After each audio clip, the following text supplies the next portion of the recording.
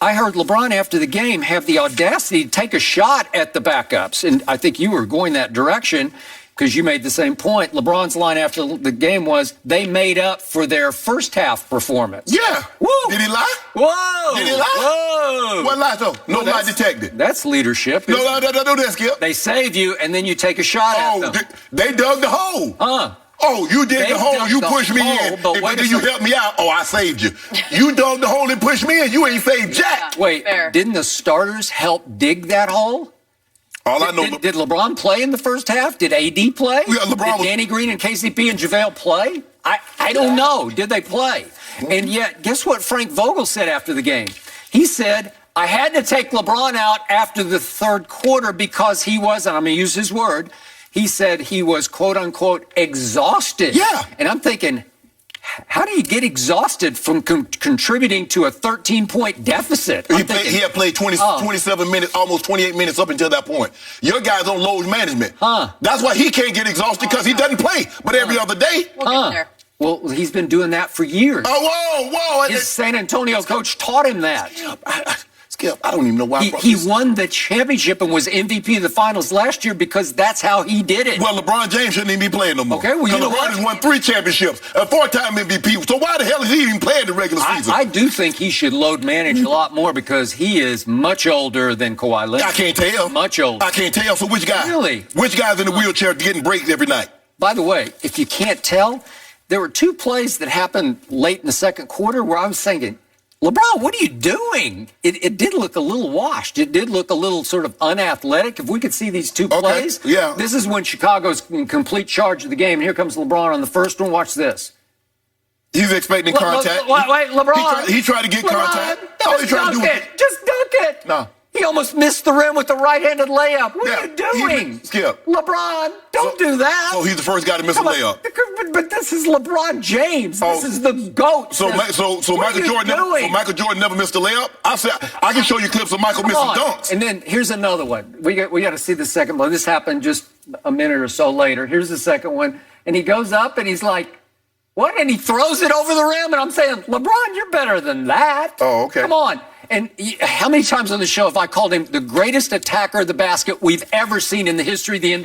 No. And I'm thinking those 2 basket attacks were embarrassing. That looked washed to me. It looked like washed. What about when he took it off against the Mavericks? Oh, okay. Take it off the rim. Okay, what about in the first quarter? But those were like back-to-back kind of drives to the basket where you're saying, what are you doing? Hold on, Skip. See, this is what you always try to do. LeBron James gives you a virtuoso, and you try to pass the credit off to everybody else. Do those count in the virtuoso? I don't know. Yes. But he did have 30. He did have 10. He did have 11. Now, you're complimenting, and granted, the bench played unbelievable. The bench scored 48 points last night.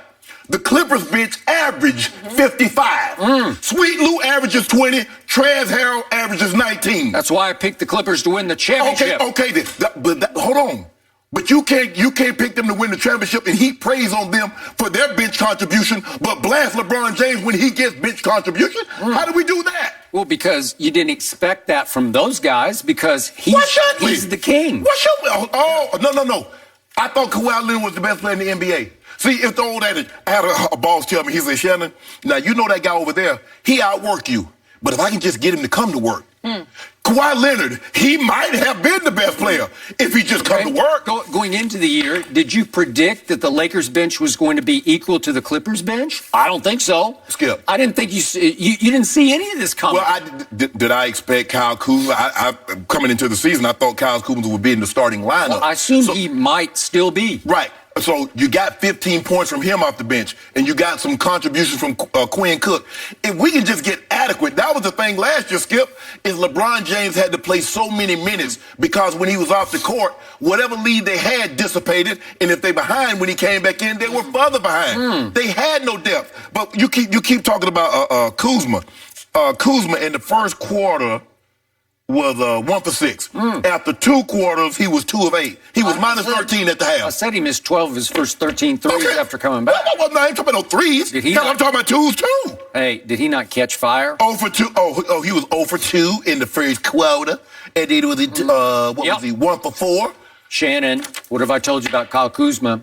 When he gets right after the ankle injury he suffered playing for Team USA, when he gets right, he will be your closer. And you saw the first glimpse of that. That guy is cold-blooded. That guy is fearless. And nobody on this team can get going the way Kyle Kuzma can get going. Everybody in the NBA, if they get going, is unstoppable. That guy is more. That guy will be the X factor whether you win or lose the championship. Yes, because he's the third option, just like Klay Thompson was the third option. But the thing is with Klay Thompson that Kyle Kuzma needs to understand, he's the third option. Klay Thompson never tried to supersede Steph, even though he hit 37 in a quarter, even though he hit 14 threes in the game. He never tried to supersede Steph or KD. That's what Kuzma's going to have to understand. I don't care how hot he get. He's not a better player than AD.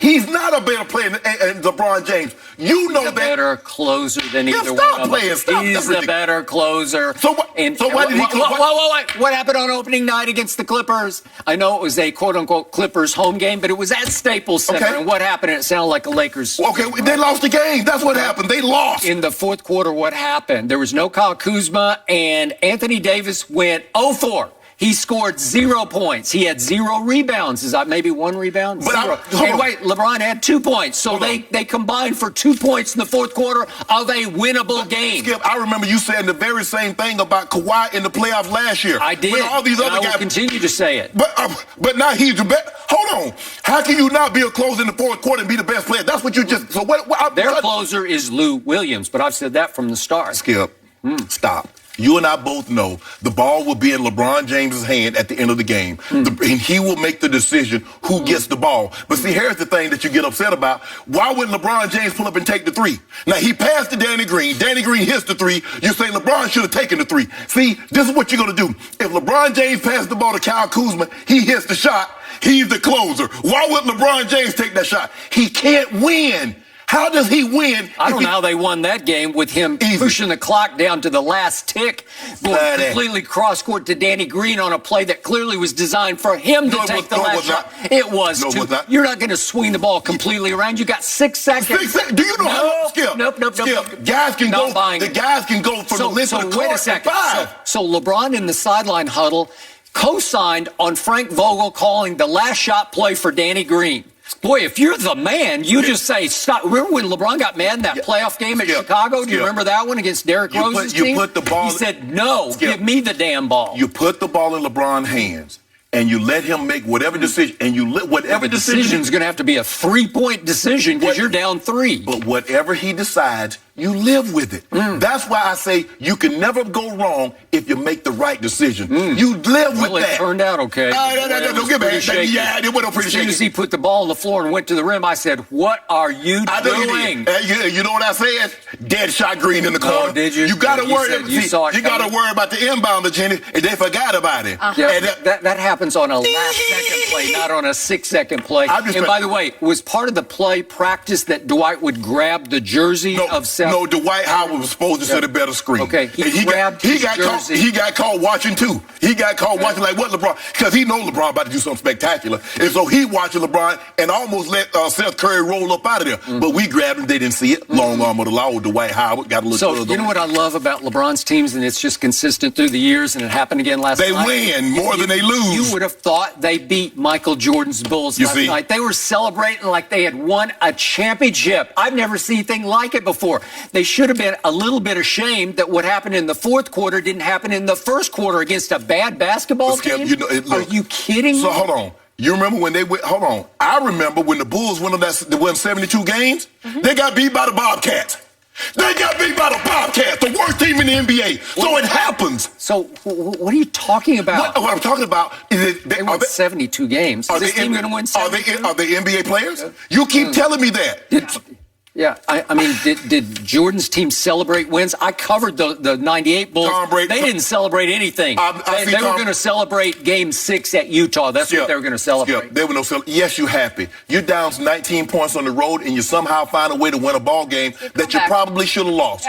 So, there's a lot to be excited about. So you never take winning for granted. You never make it seem like winning is ho-hum, because it's not. Did you read about the repartee between Anthony Davis and LeBron after the game in front front of the media in the locker room, and Anthony's kidding about, wash king, wash king. Wash. And LeBron says, yeah, wash, super wash. And then Anthony goes into his high-pitched voice, I'm LeBron James, and I can't do anything more than record triple doubles. Okay, like you're making fun of the media. Okay, I got it.